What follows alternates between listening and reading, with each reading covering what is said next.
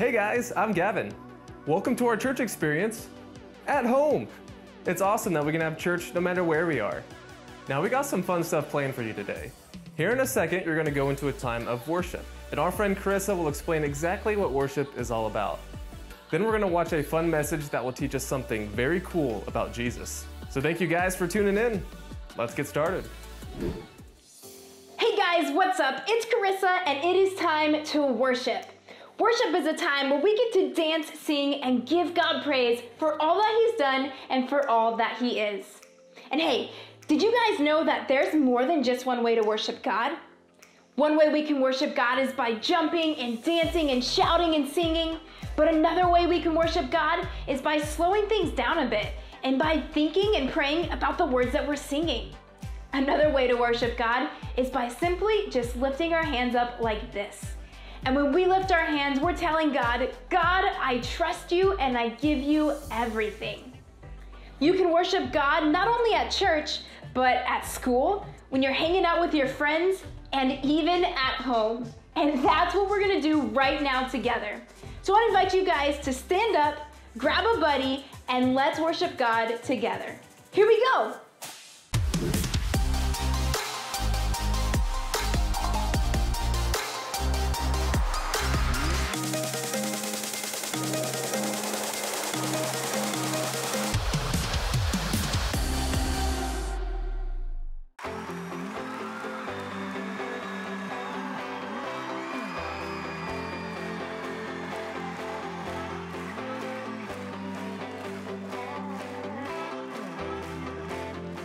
Come on. We are giving way now to the joy of what's to come, knowing that you've promised that the best is yet to come. Yeah.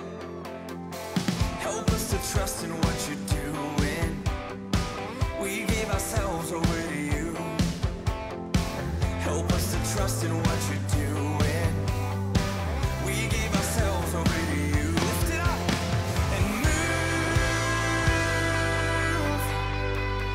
Do it only you can do, and move. Come do it only you can do.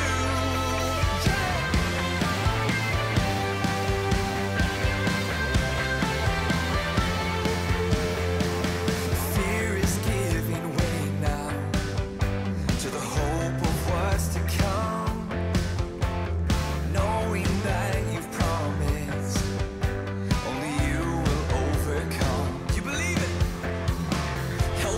trust in what you're doing.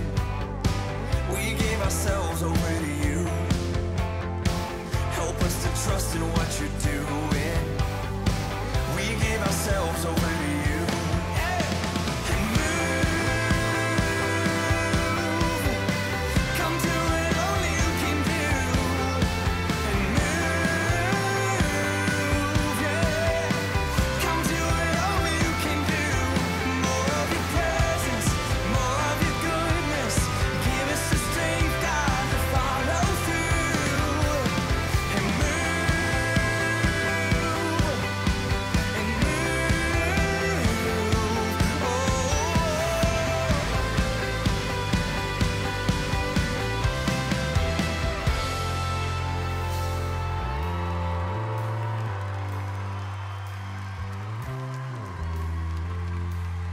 Let your kingdom come, and your will be done. Let your great love be what we become. Let your kingdom come, and your will be done. Let your great love be what we become.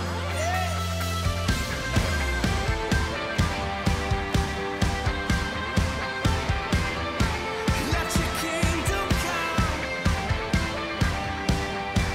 yeah. Oh, and let your kingdom come, and your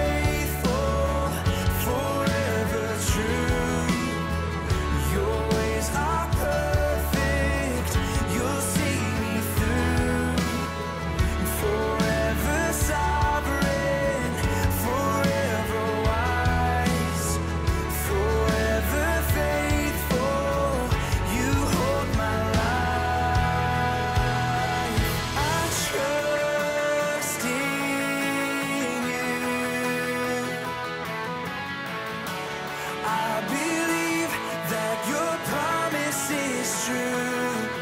I trust in you. Oh, I believe what you say you will do. I trust in you. Come on. I believe that your promise is true. I trust in you. I believe what you say you will do. I trust in you. Lift it up. I trust in you.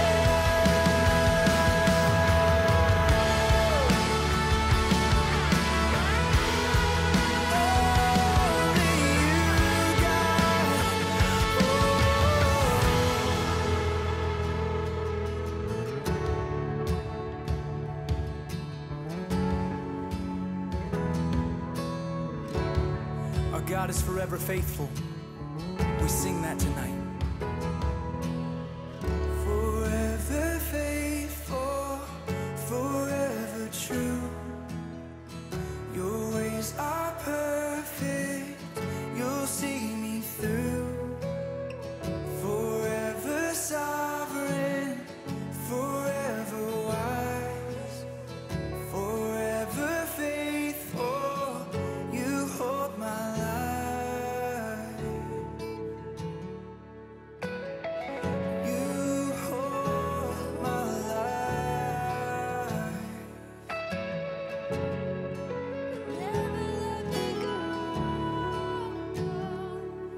Your promise is true, Lord.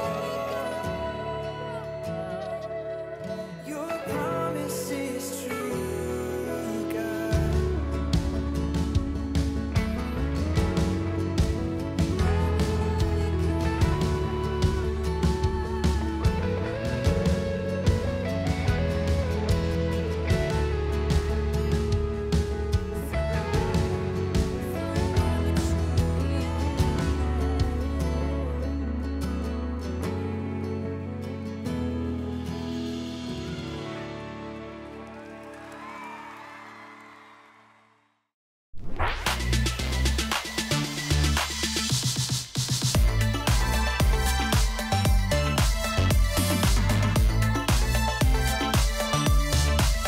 CCB kids, welcome. I'm Matt. This is Gavin. Today's challenge is the fruit pie taste test extreme. Each of us are gonna take turns being blindfolded, and we get to throw pie at each other. And in that process, we're gonna taste the pie, and the one who can guess the most pie flavors, they're gonna win. So that's gonna be awesome. It's gonna be super messy, lots of pies, and I hope I know my pie knowledge as well as you do, because I wanna win. I think I'm gonna win. Well, we'll see about that. Okay, let's get to it.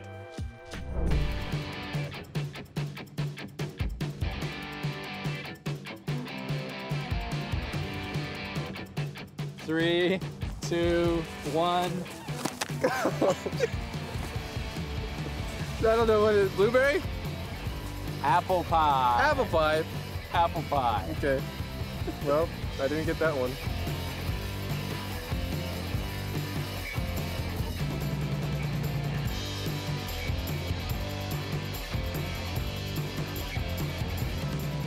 Three, two, one. Oh! What are you thinking there? Cherry.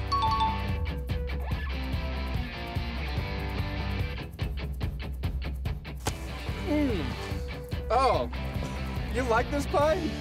Wait, is it pumpkin? Pumpkin pie. Pumpkin pie? You ready? Nope. Okay. 3, 2.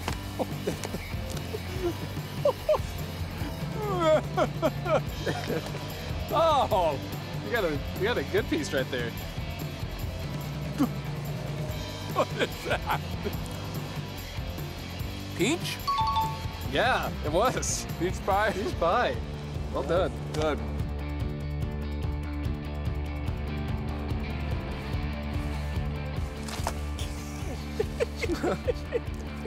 Oh, Special kind strawberry rhubarb pie. Oh, what?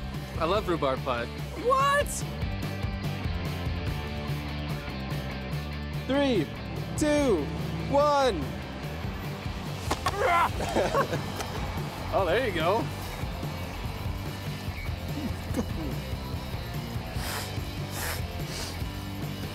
Is that like apricot? Blueberry. It was blueberry. That was blueberry? Yes, it was. You look great. Right here. 3, 2, 1. Oh. Is that lemon meringue I taste? All up in my face? 3, 2, 1. Oh!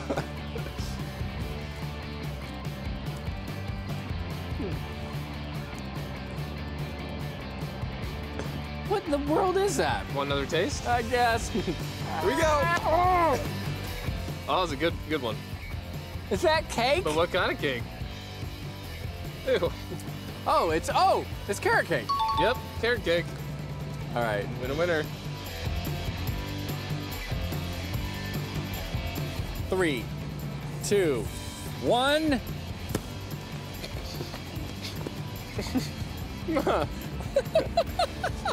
Well, it was some type of chocolate pie, like a chocolate mousse, or just straight up chocolate pie. Chocolate pie. We Chocolate cream pie? It is not in the pie family. Actually. What? It is. So it's just like chocolate cake? It's chocolate cake. Oh! One more. One more, here we go. Oh! I didn't get any chicken because it's a chicken pot pie. Okay, Papa, you're right. Tried to trick you. Peas and carrots. Well, that was a blast, but I did not win. Matt, congrats on winning the challenge. Thank you very much. Thank you. Those were some really good pies. They were good. And pies, I have so much fun with pies eating them. They're awesome. And especially throwing pies at you was really fun too. Well, I'm glad you enjoyed that. I enjoyed it as well. Yeah, and there are many things in life that are fun. So many cool things. And I know that you guys spend a lot of time with your friends having a blast. So how about right now in your groups, let's talk about this. Tell us about a time where either at school or at home or on vacation where you had the most fun you've ever had.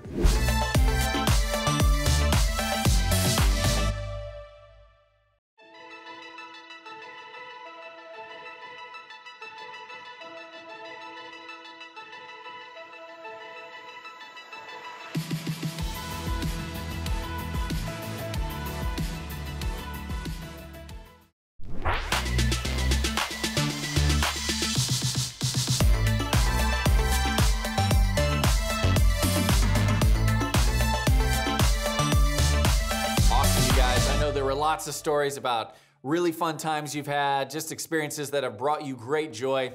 You know, the Bible talks a lot about the joy you can have living for Jesus. So right now, let's get our Bible breakdown with Gavin.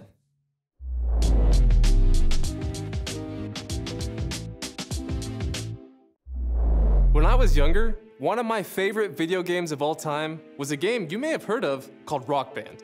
Now, it's not as popular now, but back then, everyone had that game. And what made this game so fun to play was that it made you feel like you were actually part of a real rock band. You had a guitar, a microphone, and even a drum set. And you would play along with what you see on the screen to actual songs. Also, I just love music, so that game made me so happy every time I played it. Some days I still wish I were in a real rock band. Well, I'm sure there are some video games that make you just as happy, where you could play for hours and hours and never get bored. Some of you are thinking of your favorite video game right now and how much you love playing those games. But maybe you've experienced this before, where when you stop playing those games, after a few hours, you aren't as happy as you were when you were playing them. It's like you got a jolt of happiness, but then back to normal life almost immediately. Well, that's because happiness is only a temporary feeling. It goes away so quickly. But joy is different. Joy isn't temporary. And kind of like how you unlock power-ups in video games, Jesus gives us a way to unlock one of his power-ups, the power of joy. No one understood the power of joy better than Paul in the Bible. Back in the day, Paul was one of the main leaders of the early church when it was first getting started. He even wrote almost half of the New Testament section of your Bible. This guy was legit and knew his stuff. One of the things that he wrote in your Bible is the book of Philippians. This is a letter Paul wrote to the people in the city of Philippi where he helped start a church. This whole letter, Paul talks about what it means to live a life full of joy no matter what. Here's the crazy thing though. Paul wrote this letter while he was in prison. Yeah, you heard me right, prison. He was spreading the news of Jesus all over the place, but some people didn't like that too well. He was beaten and thrown in prison. Man. Yet the Bible tells us that while he was in prison, him and his buddy who was also in prison with him were singing hymns and praying to God. What? There were other prisoners there too. They must have been losing their minds. How in the world are these two goofballs singing and praising to God when they are stuck here in prison? But they had unlocked the power of joy. This whole letter that Paul writes to the Philippians talks about him having so much joy and that being in prison was actually helping him spread the news about Jesus. Wow. I don't know about you, but if I were in prison, I probably wouldn't be all that happy. But Paul may not have been happy either. But even while he was in prison, he had the power of joy because he knew that Jesus was with him, even in prison. Paul says this in Philippians, "Rejoice in the Lord always. I will say it again, rejoice." Paul tells them to rejoice. He says to always rejoice. There's no way you could always feel happy, but you can always have joy when you unlock that power. I always got so happy playing Rock Band, but it went away so quickly. This joy is here to stay. When we spend time with Jesus, like reading our Bibles or coming to church every weekend or praying, he gives us this joy. And that joy can be used for anything. No matter what awful circumstance you're in or when things don't seem to be going your way, Jesus is with you. And when you unlock his power of joy, you can know and trust that things are going to be okay. His joy will get you through it. Paul unlocked the power of joy, and so can we. So when you know Jesus, you can unlock his power.